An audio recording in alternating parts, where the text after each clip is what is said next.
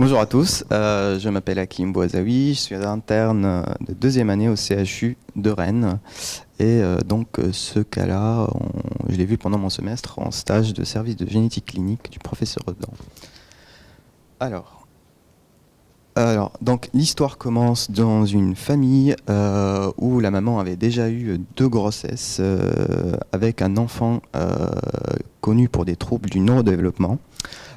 Qui avait été plus ou moins exploré et qui avait été étiqueté classique au départ. Nous, on la voit pour sa 3e grossesse, qui est la première grossesse avec son nouveau conjoint.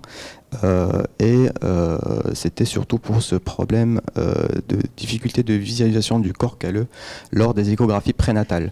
Donc chez ce fœtus numéro 1, on avait déjà des anomalies à la première échographie, un type de déviation latérale du ventricule gauche sans dilatation, une déviation de la scissure interhémisphérique frontale et un corps calleux qui paraissait normal au départ. Lors de l'écho, donc on met bien en évidence cette asymétrie. Alors hop, on va la faire ici. On voit bien l'asymétrie qu'on voyait au départ au niveau de la scissure interhémisphérique. On voit une asymétrie des sillons latéraux qu'on voit peut-être pas bien ici. Et le corps calleux est effectivement court et il y avait aussi un excès de liquide amniotique. Devant ces anomalies des malformations cérébrales complexes, on décide de faire une IRM qui à 26 semaines, où on voit ces anomalies-là de façon un peu plus précise. Donc si on reprend, on voit bien la symétrie au niveau du lobe frontal, avec la déviation de la scissure interhémisphérique antérieure. Le corps calleux était effectivement court et très fin, inférieur au 5e percentile. On voit en plus un défaut d'operculisation de la vallée sylvienne gauche. La ligne médiane apparaissait normale. Devant ces anomalies, ces malformations cérébrales complexes et devant le pronostic neurodéveloppemental assez réservé, le couple se décide après réflexion à effectuer une interruption médicale de la grossesse avec un examen fœtopathologique qui s'ensuit.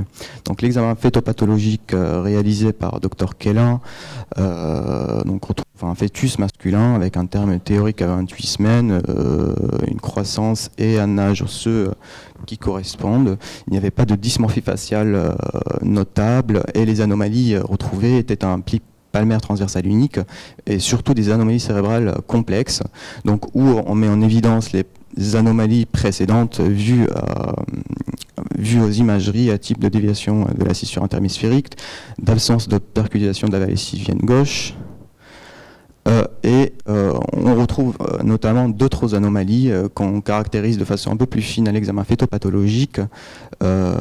Ici, vous voyez une asymétrie de gyration des corps olivères de la pyramide du bulbe rachidien et de la partie inférieure du cône. Là, on voit très bien l'asymétrie ventriculaire et la déviation de la ligne médiane. Nous décidons par la suite d'effectuer des analyses génétiques. L'ACPA était revenu normal et l'exome réalisé en trio retrouve un variant faussens hétérozygote, c'était notre variant d'intérêt, dans le gène TUB3 en C259C dans T, hérité de la mère, et qui était un variant absent de la base de données de population générale, non décrit dans la littérature, absent des bases de données de patients. Et devant l'histoire familiale et le contexte clinique, ce variant a été classé classe 4.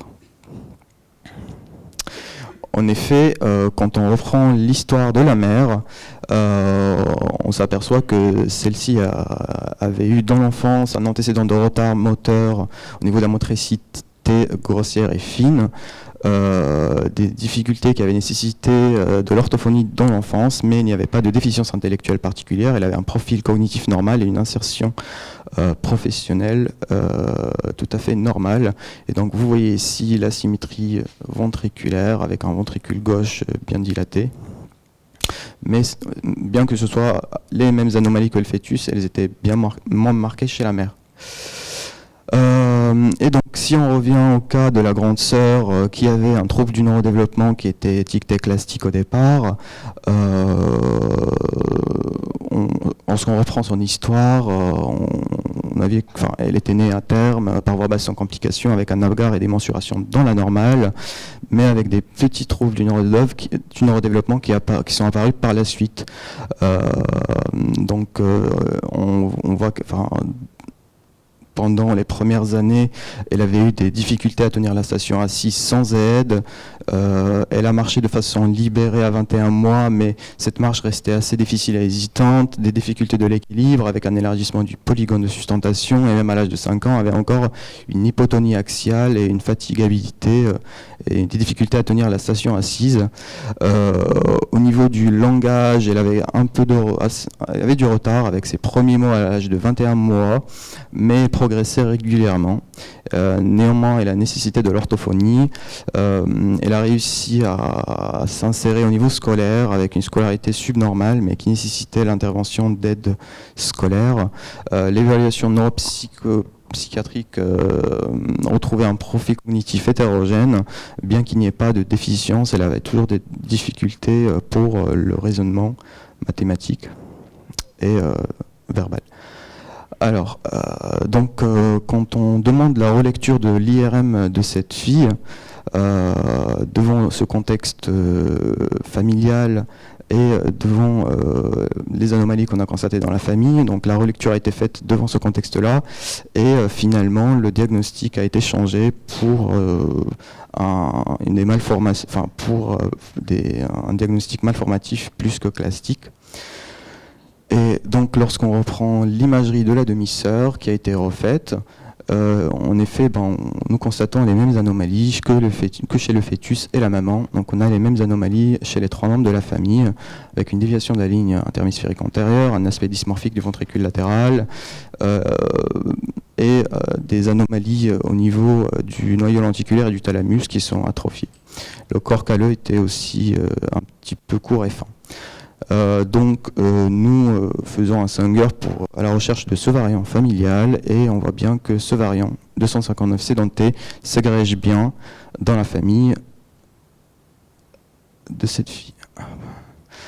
Alors, ça c'est l'arbre familial où on a la mère, la première fille, et ici le premier fœtus.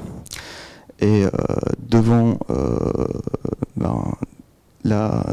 on retrouve bien le variant chez le premier fœtus.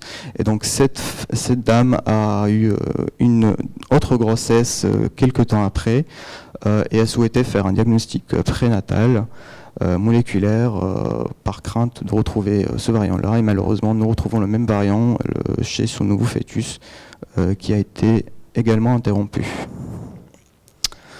Alors, si on revient au phénotype décrit dans ces anomalies de tubulinopathies, les tubulinopathies sont des pathologies avec un spectre assez large qui sont caractérisées principalement par des anomalies de dysmorphie des ganglions de la base et des anomalies du cervelet supérieur, et notamment du vermis. Ce sont les caractéristiques principales où peut s'associer d'autres anomalies de giration comme la microlysiencéphalie, la lysiencéphalie ou d'autres anomalies. Mais ce qui nous intéresse particulièrement ici, ce sont les phénotypes décrits associés aux variants dans TUB3. Alors, dans le gène TUB3, on décrivait historiquement 2 phénotypes distincts de malformation du développement cortical et d'ophtalmoplégie non progressive, ici. Ces deux grands phénotypes étaient associés à des anomalies, à des variants classiquement non-sens de novo dans des domaines aux conséquences fonctionnelles différentes. En tout cas, c'est de telle manière que c'était les hypothèses de départ. Mais en refaisant la revue de la littérature, en regardant les articles plus récents, on peut trouver des exemples de patients qui rendent un peu cette distinction plus floue, notamment pour ces 2 variants-là, glycine 71 arginine et glycine 98 sérine, qui encadrent notre variant à nous. Et chez les patients qui sont décrits avec ces 2 variants-là, nous avons des phénotypes frontières qui sont à cheval entre le phénotype de MCD et de CFOM3. Et donc, chez les patients qui sont décrits avec ces deux variants-là, nous avons principalement des anomalies du neurodéveloppement, des anomalies cérébrales à type d'agynésie, d'hypoplasie du corps calleux et d'anomalies des thalamies de ganglions de la base, et aussi de la symétrie ventriculaire. Ce sont exactement les mêmes anomalies que nous avons chez nos deux patients en postnatal. Ce qui était intéressant, c'est que chez ces patients décrits avec ces deux variants-là qui encadrent le nôtre, il y avait également des anomalies ophtalmologiques donc, qui faisaient partie du spectre de CFOM3, à la différence des nôtres, où on n'a absolument pas de phénotype ophtalmologique. Ce qui nous fait penser que, bien que ces variants aient été décrits donc, avec un phénotype frontière, le fait qu'on retrouve notre variant qui tombe en plein entre ces premiers variants-là et qui sont encadrés par eux, rend encore le parallèle génotype-phénotype entre les variants et la clinique encore plus difficile. Et c'est pour ça que nous pensons que nos variants sont assez intéressants. Et autre chose aussi à noter, c'est que les variants qui ont été décrits dans la littérature en rapport avec ces phénotypes frontières étaient tous de novo. Et nous avons le premier variant familial qui tombe dans cette région-là. Voilà. Très bien. Bon, je voudrais remercier tous ceux qui sont intervenus dans la prise en charge de cette famille et qui m'ont permis de faire cette présentation-là, notamment Dr Rosel qui a fait les imageries cérébrales, le CPDPN de Rennes et les différents services du CHU de Rennes, notamment professeur Redon et Dr Rollier, Dr Dubourg du service de génétique moléculaire, Dr Launay et professeur Jaillard du service de cytogénétique et Dr Kellin du service d'anatomie et de cytologie pathologique. Merci à vous.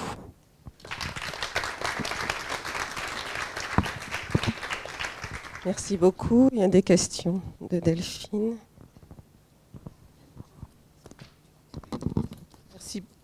Merci pour cette belle observation. En fait, on commence à décrire de plus en plus des familles de tubulines dominantes.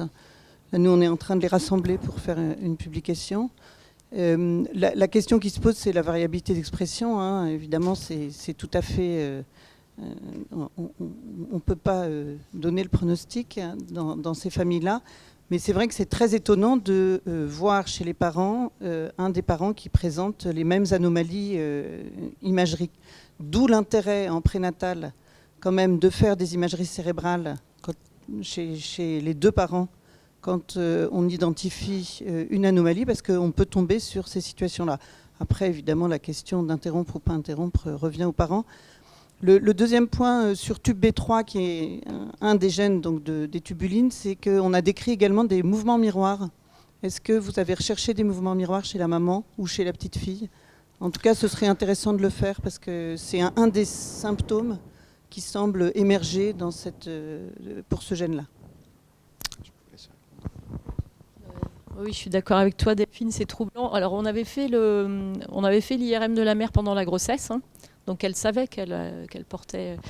La première petite fille, nous on l'avait pas vue au départ, ça avait été vu à Paris, pas par toi Delphine. Des grands noms de la radiologie pédiatrique l'avaient vue et elle l'avait étiquetée clastique. Donc c'est intéressant a posteriori, en rassurant la maman en disant c'est accidentel, etc.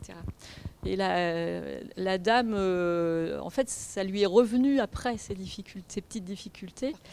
Et c'est vrai que ça peut paraître bizarre qu'on ait accepté l'interruption de grossesse pour le deuxième, mais le vécu de cette dame était dramatique. Pour elle, elle avait vécu un enfer avec sa première. Elle était hyper culpabilisée d'avoir transmis. Ça a été discuté à notre CPDPN, hein, évidemment. Hein, et on a accepté quand même la deuxième.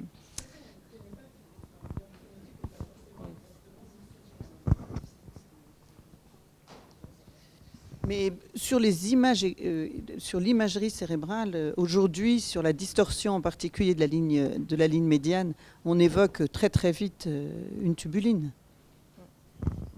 Mais c'était pas trop connu quand même. Juste une remarque sur les pseudoclastiques, en fait.